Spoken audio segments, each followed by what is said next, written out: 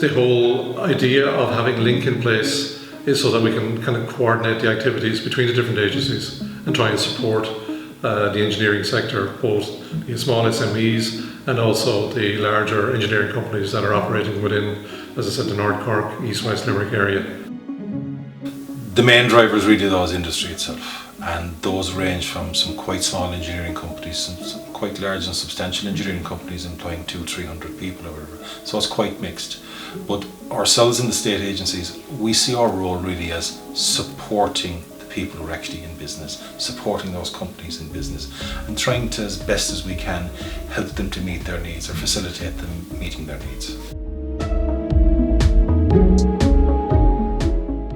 You might have heard the term co-opetition. That's a thing that we're trying to encourage as well too. That members, they can engage in a little bit of healthy competition, but they're also maybe cooperating on certain projects as well.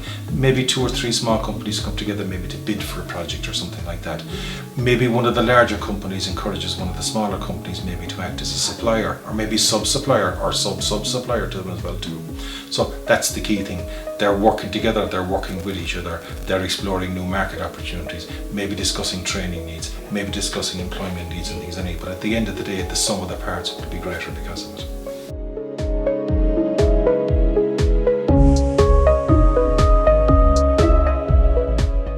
I suppose they lead the whole project, and that's where the success comes from, is that all we're doing is kind of reacting to their requirements.